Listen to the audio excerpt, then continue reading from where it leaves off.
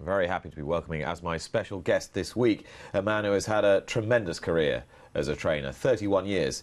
He started young, but he's handled some of the best horses in Europe in that time. Most notably, the brilliant talent that was Montjeu, and what a wonderful racing career he had and what a legacy he left. But there was so much more to the life and training career of John Hammond, and I think he surprised an awful lot of people by bringing the curtain down on it, and he's going to saddle his final runner in a few weeks. John, good morning, and thank you very much for joining us. Pleasure. Thanks for having me. Trainers don't retire, do they? They just keep going on and on and on.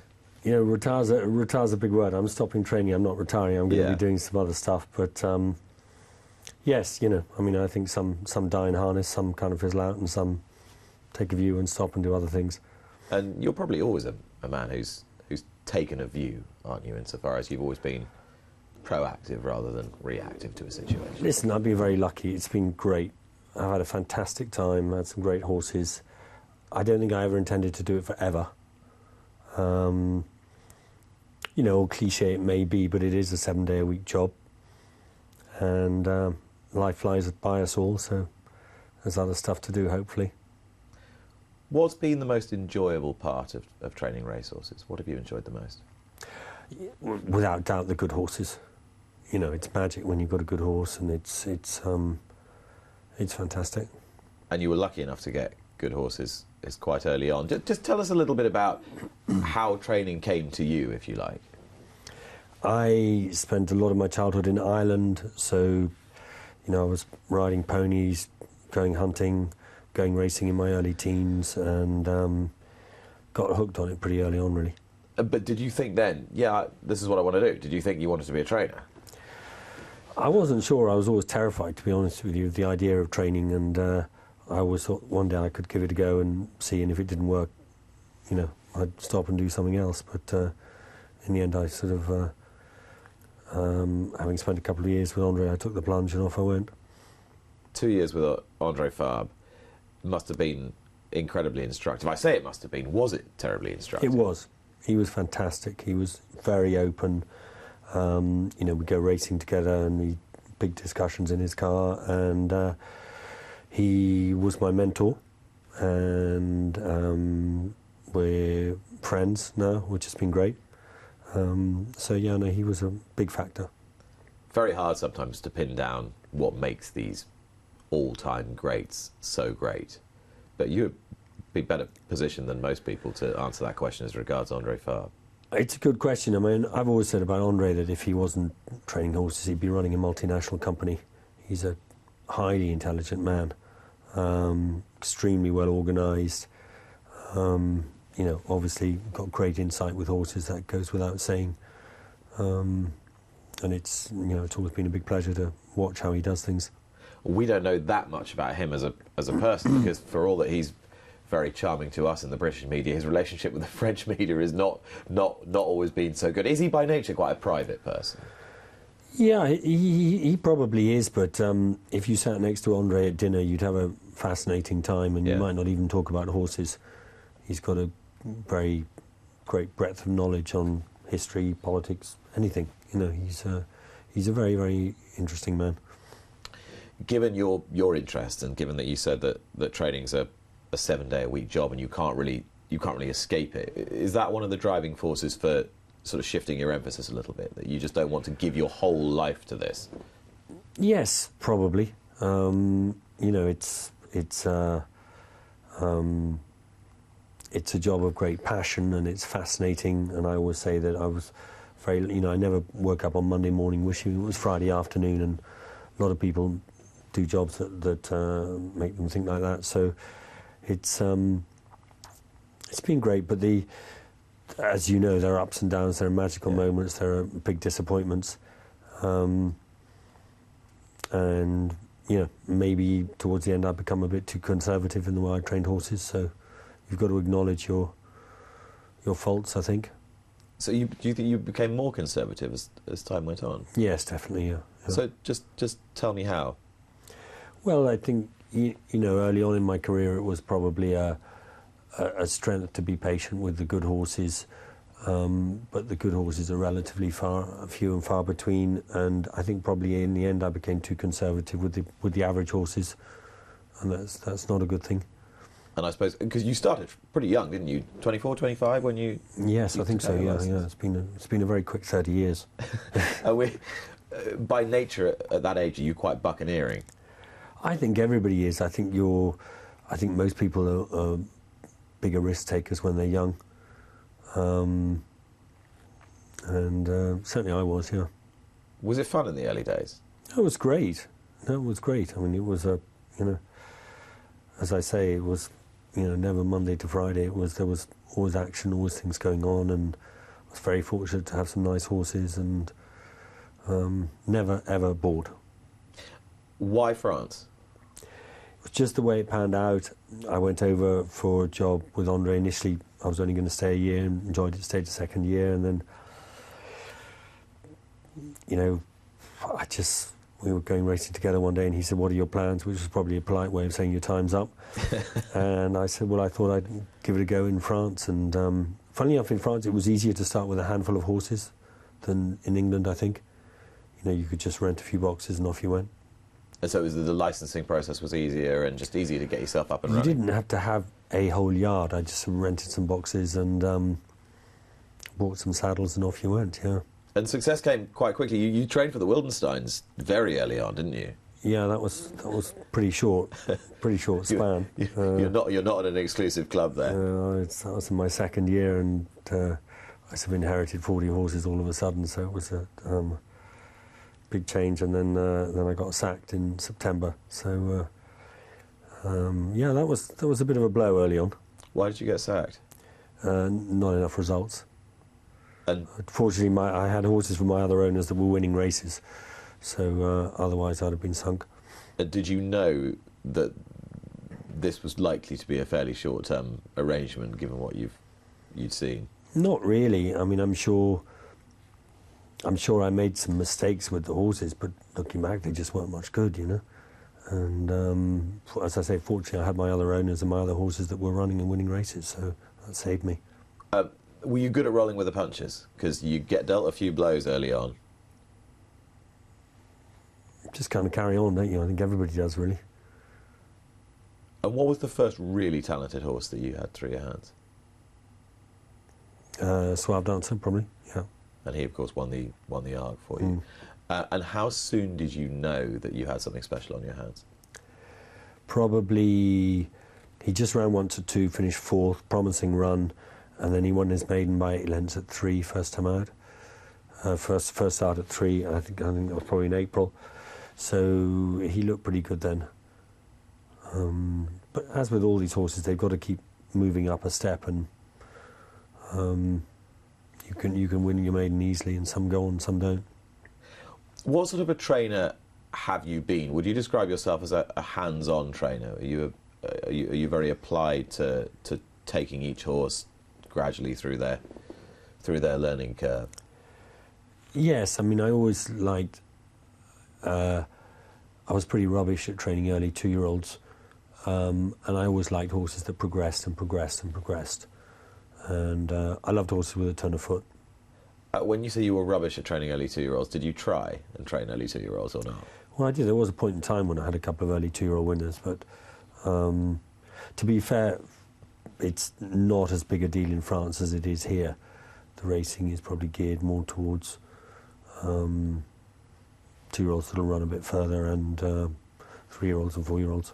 So did the setup in France suit you, personality-wise? I think so. Yeah, I think that's a good point, yeah. Do you think that if you trained in England, you would have had the same level of success?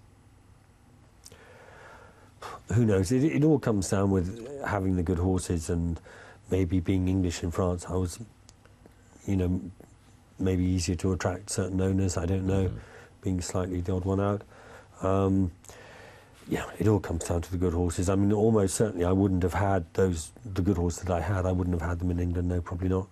So tell me about when you first clapped eyes on Montjeu. He was always a really good-looking horse.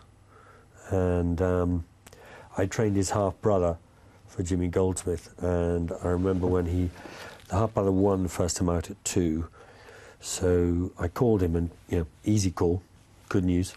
So I said, he's, won well, and he'd probably be a nice listed horse next year. And he was on the phone. He said, "Don't worry about him. I'm watching his younger brother walk in from the paddock." He was actually at the property of Montjeu at the time. And he said, "This is the most amazing horse." So I know people say that about young horses, but he kind of meant it. Sadly, he never got to see the horse run. So, and then 2 years later he came in. I think that he was a foal when probably he said that. So then he came into training back end as a yearling. Yeah. He was a very striking horse, as you say, to look at, but even more striking to watch run. Did he exhibit all his talent to you pretty early doors? Yes, he always looked like a nice horse. He won his maiden first time out. But as I said, they've got to keep moving up, and they've got to be lucky. They've got to stay free from injury, and their heads have to stay on the right way. And so he just kept improving, really. He had some charisma, didn't he? He did. No, he was a cool horse. He had personality, and he had fantastic acceleration. That was probably his big plus. When he really started to turn heads, and he won the Jockey Club and the Irish Derby, how much pressure did you feel, or were you able to enjoy it? I'm not sure you enjoyed it as much at the time as you should do. You kind of live from day to day, and it's interesting hearing Nicky Henderson there. His whole day today is going to be thinking about that splinter in Bouver's foot. Yeah. So, and when you've got lucky enough to have a good horse, a small problem's a big problem, obviously. And was there a day for you that stood out more than any other in his career that you were able to really enjoy? Yeah, I mean, obviously the Arc and the King George. King George was a funny day because he got a bit difficult about going into the paddock, and he was at the Old Ascot, and we saddled him, and he was walking around, and he wouldn't go in, just would not go in. Leader, everything, tried everything, wouldn't go in. And Didier, my head man at the time, who's retired now, he was leading him around, and he had a spanking suit on him, polished shoes, tie. And I said, right, next time round, and we legged him up, and he rode him in his suit and tie and smart shoes, no helmet. One of my probably only regrets, nobody took the photo. It would have been super. You rode him from the pre-parade into the paddock? Yeah, just that was the only way you go in. Rode him in his suit and tie. And then in the race, he was great. How much pleasure do you take in the legacy that the horse has left? That's great. Yeah, I mean, the breeding thing fascinates me. I love it. And it was great to see him become a good stallion, yeah. And a really good sire of Derby horses. I think 4 individual Derby winners, and you trained a good horse by him as well, Walk in the Park, who finished second. Yes, he was a decent horse. Yeah. I wouldn't say he was a good horse, but he was decent. But he nearly got the job done. Is that something you look back on and think you notably missed out on, a win in the Derby at Epsom? Is that something, given that your background and your English upbringing, that you... Well, I only ever had one runner in it, and that was Walk in the Park, who was second. And when Montjeu was 3, we did actually pay, whatever it is, 10 grand in March to stick him in the Derby, and we were going to run him in the Derby, and I just got the feeling it wasn't the right race for him at the time. He was just a bit too wired, and the owners were incredibly good. I said, no, let's not go to Epsom, let's run him in Chantilly. On the form book, he'd have beaten Oath. Would he have beaten him on the day? I'm not sure. I think he'd have beaten Oath. I mean, I think he'd have beaten him, but I think his Walk in the Park was never the same again. I mean, the Derby does get to horses, and it does fry a few of them. So, funnily enough, I have no regrets about that. How, just listening to you talk about horses and listening to you talk about training, all trainers would say that they put the horses first, but how driven were you by personal ambition during your career? I think probably more of fear of failure than personal ambition. And is that something that's been with you throughout? Is that part of your makeup? I think so. I was never ambitious to the point. I never wanted to train 200 horses and be champion trainer. I never thought that. I was when I started training, I hoped I'd have some good horses and win some good races, and that was my ambition, really. Where were you happiest? Were you happiest at the races? Were you happiest at home? Were you happiest watching the horses work? What sort of made you think, yeah, this is... I love the nuts and bolts of it, the training of the horses in the morning. You know, it's as I said, it's never boring. It's fascinating. And what about the... I'm always interested in people who train horses, because they're essentially, your job is to train horses. It's to get these horses to run faster than someone else's horses. Yet there's so many more aspects to it that you're expected to do well. You're expected to be a showman and an entertainer and sometimes a partygoer or whatever. Did all that? Do you find that side of it harder? I was never a great partygoer, but yes, I think it is. You are running a business. You're responsible for your staff, you've got responsibilities towards your owners, and I think now it's interesting what's going on in Australia. A lot of people are teaming up and training together, and I think that'll happen here, because with all year round racing, Sunday racing, people with big strings of horses, it's probably more than enough for one person, I think. And you've got quite involved in Australian racing with OTI Racing, to whom you have an attachment, and you're working in an advisory capacity with them. Do you look on their model as the sort of ideal model of horse racing? It's very interesting. It was interesting hearing Chris Cook earlier on going on and speaking about syndicates here, and OTI run sort of high-end upmarket partnerships. They've got about 100 horses in training in Australia, 20 in Europe. It's incredibly well run, and a lot of owners in Australia, a lot of their owners are people who could own 5 or 10 horses themselves, but they have more fun having 10% of 30 horses or something. So it's not just somebody having 500 quid shares, and it works really well there. And it'll be interesting to see if it could work a bit here too. Well, obviously there are syndicates, very successful syndicates here in Europe too. How would you assess the health of racing in France at the moment? It's difficult. Betting turnover's going down. Obviously attendances on the racetrack are not great. It'll be interesting to see the next few years. Going to be a little bit tough, I think. Why do you think that is? Is it just a question of popularity? Or? Yes, I think probably the average age of the person who bets on horse racing has gone up. Young people are less interested in it. They've got other things to do.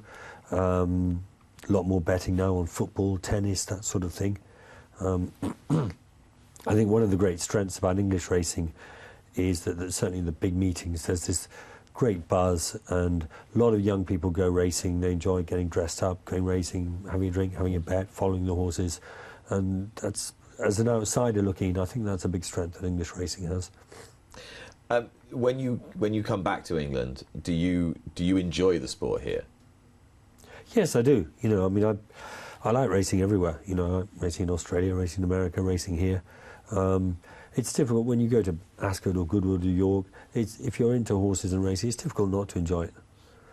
And did you enjoy travelling your horses abroad when you were training? I mean, you were a pioneering, really. I mean, you won the Laurel Futurity in 1990. Yes, we ran horses more in America then. The prize money was very good. It's probably gone down a fair bit. It was cheaper to fly horses over there. But at that time there wasn't... Was there Hong Kong? Yeah, there might have just been Hong Kong, but there wasn't Dubai, and there weren't all the other international races. But no, that was fun. So you're working a little for OTI, as I said, and you've still got your yard in France. And when is your last runner going to be? Probably the 16th of December. And have you lined one up to go out with a bang, or is that not really John Hammond's style? Obviously it would be nice if it wins, but who knows? It's a filly I've always liked. She's going to move to Hiru Shimizu, who's taking over part of my yard, and he'll train her, and the plan is to run her in Dubai in February. And do you see yourself staying in France now for...? Yes, certainly Okay. for the staying where I am, and I enjoy French racing too, and it's fun, and obviously I know a little bit about what's going on, and so we'll carry on in that vein. You don't see yourself ever coming back to England? Maybe one day. Who knows? Everybody's always said that over the years, but it's 2 hours away. From Chantilly, you could get from Chantilly to the centre of London probably as quick as you can get from York to the centre of London. Yeah, exactly. So, I don't know. We make too big a deal of it, probably. I think so. Yeah. In terms of your career as a whole, you look back on, as you say, 31 years. It's a decent chunk of time. Doesn't feel like it. Does it not? No, really doesn't. It's absolutely whizzed by. And other than the obvious highs of Suave Dancer and Montjeu, has there been a moment of real satisfaction that perhaps has escaped the notice of the rest of us, but is particularly important to you? I think all winners give you satisfaction. All winners give you a buzz, and sometimes when you've got some very bad horses and you manage to win a race with them, that gives you pleasure. And I actually wrote a thing for the racing notebook recently about a horse I had early on in my career who was owned by a lovely guy who had just 10 grand to spend, and that had to cover absolutely everything. And so I bought a cheap horse in England, and then of course found out it was cheap because it was pretty unsound. And anyway, cut a long story short, he ran a couple of times, didn't run very well, and then we put him in claiming races and he ran badly again, and so we were really struggling. So I ran him in this absolutely shocking claiming race at St. Cloud, and Patrick Lucas, the owner, flew over to watch this horse run, and I think we were about £9,800 gone by then, so it was our last roll of the dice. And he said, what are our chances? And I said, well, it's for apprentices who haven't ridden 5 winners, and our fella's ridden 4, so we got the star on board, and this is a race, absolutely anything could happen. And I think it was 1.25 miles on the flat, 3 fell on the first bend, 2 fell on the last bend. Oh my God. He was 22-1, he was the shortest priced horse to be left standing, and he won and got claimed. So that was, I'll remember that like winning a Group 1. And the excitement, and just kind of getting out of jail, and the owner had flown over to watch the horse run, and it was fantastic. How did you enjoy the owner engagement as a whole? No, I enjoyed that. I've been very lucky. I've had some great owners, and by nature, owners are often successful people in other areas of life, and they're interesting people, and it's been a big plus. But that, of course, also presupposes that they're going to expect pretty high standards. They can be pretty demanding. I think most owners are pretty long-suffering. Owning racehorses, it's a sort of series of disappointments, really, isn't it? And I think most owners are great about it, and they understand that horses aren't going to win all the time, and there are setbacks along the way, and I take my hat off to most of them. Any regrets, or just happy to have done it? No, absolutely no regrets at all. No, I've had a great time, and been very lucky. And as I say, 30 years, it felt like it was 10 years. So it's been good. Well, thank you for coming in. I know you're going to stay with us for a little while. Subscribe to Racing TV to be notified when more Luck on Sunday videos are appearing online. And don't forget to join me for the show every Sunday morning from 9 o'clock with the best guests.